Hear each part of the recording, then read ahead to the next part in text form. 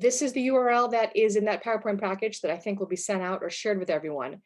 And Cascade Pacific is really kind of interesting because they have plug and play programs.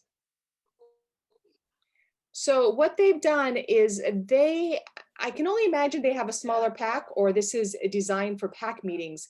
And what they do is they have one presentation that covers all the different ranks in Cub Scouts.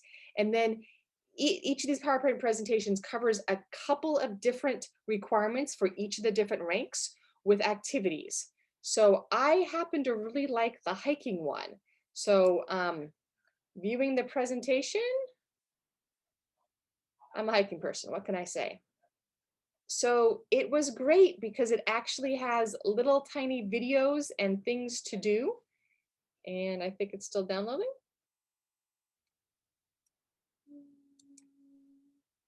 Yes, here we go. So, this particular presentation covers compasses and maps and weathers and all kinds of stuff. It's full on color and great. They have videos on some of these, so you can kind of pick and choose what you want. But it was really kind of interesting, just all the stuff they've put together. What's great about this is, in addition to the presentation, there's then a leader guide, which actually goes through and has a page by page, slide by slide, what do you want to talk about as you're presenting this? So, here's the pre-meeting, here's what you're going to be covering. Here's, some Zoom meeting tips. Here's your slide deck, what you can say on each slide. This is definitely plug and play. Like, it's very, very simplistic. And then there's a Cub Scout guide as well. And it walks through each of the different ranks on what was covered in the meeting and what they can work on at home in order to get the adventure. So this was definitely something that I thought that the group, the Roundtable group, thought would be good to share with you. I also looked at the Ocean Explorer one, and it had videos of boats and demos of what a submarine was, and great videos like that. Moving onward, resources for creating multimedia presentations. Of course, the GLAC website contains a whole bunch of stuff. So I know that I checked back a few months ago and they have even more things. So every time you go to the GLAC Scouting at Home resources page, there's going to be more stuff there for you to play with. And this is, of course, the link. This was interesting because they have these plans for October and November where they're just stepping through all the different requirements if you choose to do things in this order. You could literally follow this all the way through each month and not ever have to think about anything. So if you haven't done these adventures that are already covered, you can do with them. It's a complete lesson plan that steps you through. I actually, the links as well that I wanted to point out with these video playlists, just actual videos you can play while on a Zoom meeting. And then this particular link, the Nationals videos for leaders and Cubs. I have clicked on this before. However, you have to actually scroll down to get to the nitty gritty stuff that you really want to see. So it starts out with the Den Leader's tips and tricks, which is great if you're a new Den Leader, but if you're not, it's kind of boring. Den Leader tips, the marble jar, how to keep scouts entertained and stuff. Scout book hacks, how to do that.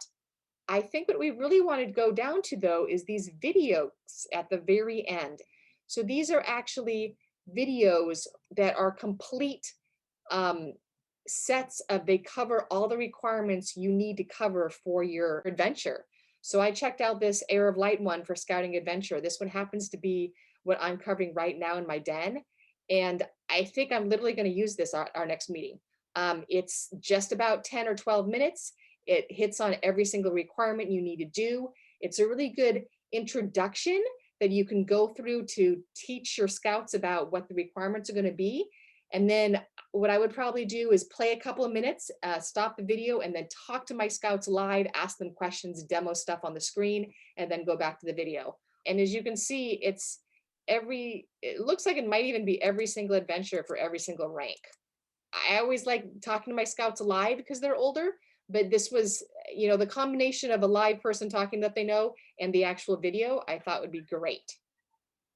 Preview adventures. Does anyone know what a preview adventure is? They are new elective adventures for Cub Scouts.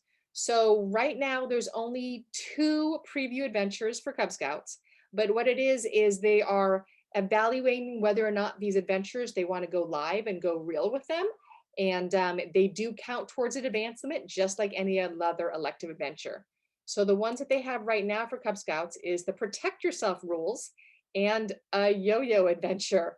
I can't comment on the yo-yo one. I haven't done it, but the Protect Yourself rules are something that I actually did with my scouts. So these are the preview adventures. Here's a link, but I'm going to go back and talk a little bit about the Protect Yourself. So as you know, the Cub Scouts have to do cyber chip every single year. Now that I have 5th graders, I'm tired of cyber chip, and I think they are too. So this year I found the Protect Yourself rules, and instead of cyber chip, we did the Protect Yourself rules. Because if you do the Protect Yourself, you can actually have the count instead of the cyber chip. It was a lesson in a box. It included a video, it included the activities, it included all the requirements. You could do the entire adventure on Zoom with your kids in under an hour, and they were actually really engaged. And it covered more than just cyber chip. It covered, of course, youth protection. I think the only thing that I would say, since I did go through this, is it's some hard topics. The 5th grade topic was definitely like, wow, I can't really believe they're talking about that. Okay, this is great. So my advice is to either send it out to your parents first so that they know what their kid's going to be seeing. Or in my case, I had 5th graders. I've known them for 4 years. We just went with it and everyone was fine with it. And I do know that the younger grades is, of course, age appropriate material. It was very well done. Next up, the GLAC Scouting at Home. It's got a table of contents, it's organized in sections, and each section has links to useful information and the information found at each link. There's an amazing amount of tours you can take. My husband's leading the Lion Den this year, and he watched a whole bunch of videos on let's visit a firehouse, let's visit the police station, and there's some great videos out there. You can actually just go through and just like you were there live, talk, the firemen are talking and showing you about everything in their firehouse. So a really great substitute for doing it live. Scout Life magazine. So Scout Life magazine is online. I was not aware of this until about a month ago. So you can actually go to Scout Life and they have all these amazing do-it-yourself things or articles or suggestions. So the digital edition includes Pinewood Derby ideas, online games, activity ideas, do-it-yourself projects. That was really fascinating to read as well. So here's the Scout Life. So this was the one that was highlighted. So candy experiments in the Scout Life magazine. So these are things you can actually either do on screen with your scouts or have them do as a project and have them do fun things. So the Scout Life magazine that's online is not the same as what you get. It actually includes more fun little stuff. And of course, it's all multimedia based. So yet another resource for you. And then Brian on Scouting. Brian on Scouting has a ton of ideas. So articles to read, ideas for activities, a bunch of questions, fundraising ideas, and a whole lot more. Little projects and games on the Brian on Scouting. So similar to the Scout Life magazine, just extra things that you can do and look up. Now I have completed the PowerPoint presentation. Comments, questions, does anyone have other resources that we can share? The Aquarium of the Pacific in Long Beach actually has a bunch of different educational things that they did. My son is in 3rd grade and they had to learn about the Tongva people, and they actually have a full video of the Pacific Indigenous Peoples Day that they did. So they got a full they got music, they got stories, they got history of the people, and it was all people from, what the Tongva Nation that was doing all of the stories. They're usually there in person every year, but of course this year they couldn't do that. So that was one that we actually ended up utilizing for his school assignment instead of just doing like the click through thing that they had. I also want to mention, kind of going back more old schools. So when my son, who's now a senior, was in Cubs, I found what's called Baloo's Bugle, and I know they're still online because when I started up the game with my grandson, who's now in kindergarten, it's still there, but they quit making new versions of it. But there's like 20 years worth of Baloo's Bugle out there, and it breaks down. It goes like pack meetings to DIN meetings. It gives you ideas, and it's based on a month, and each month has a different part of the law. Okay, so I do have one thing. I know that we did a forensics, adventure, and I found information on mysteryscience.org or .com, which, I mean, my kids have used it for school. And so I went on there and I found it for that. And we're looking at some NOVA stuff that we're going to be doing. And so again, there's a ton of information on there that ties into NOVA too, just as another resource for videos and things that are a little bit more interactive than you just talking to somebody. Especially because I know that in many cases we've had some scouts that miss a meeting. So to send them some resources that they can do at home and watch what they're on their own is also really, really helpful. One resource that I'm using quite a bit because they are a mine of great information are my den chiefs. They will sort out games. Being high schoolers, they seem to know where all this stuff is anyway, and they seem to be able to bring up the games that are going to keep the kids engaged.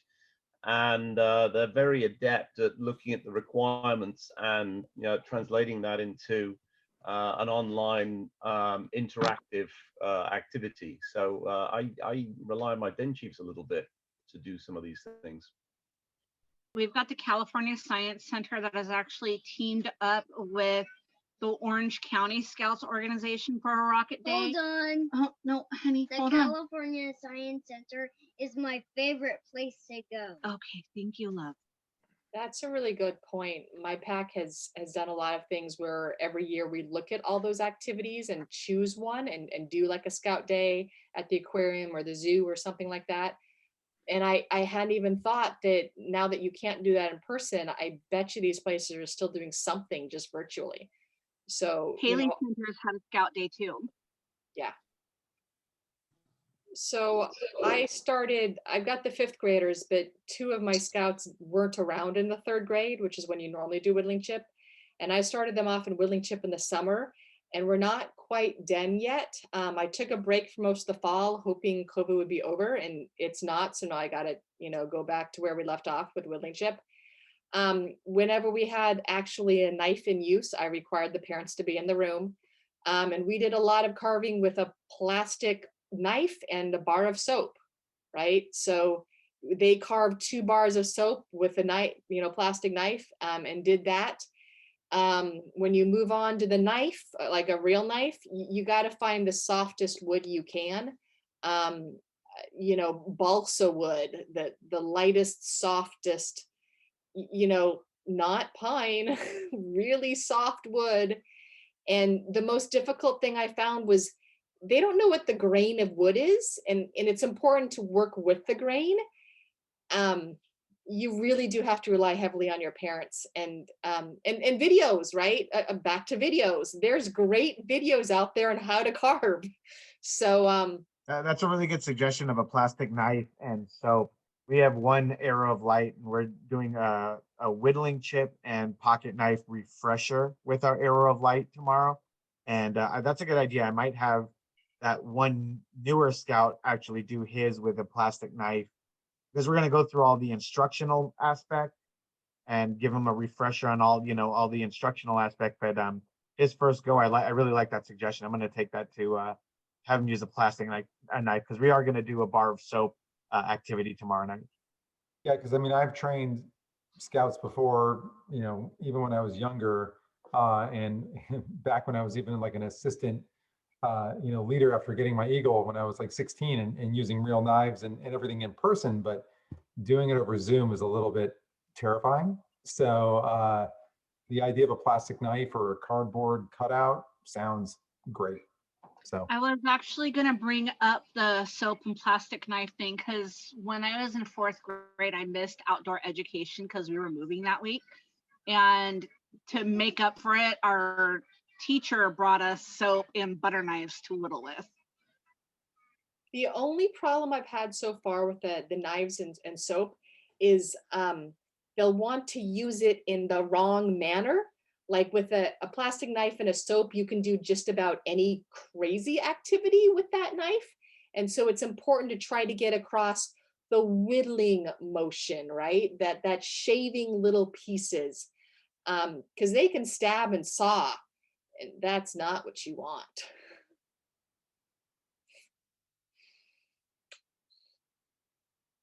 So far, I've only had one child injured teaching whittling chip. It was my son. It's all good. All All right, right. well, thank you all. All right. Thank you.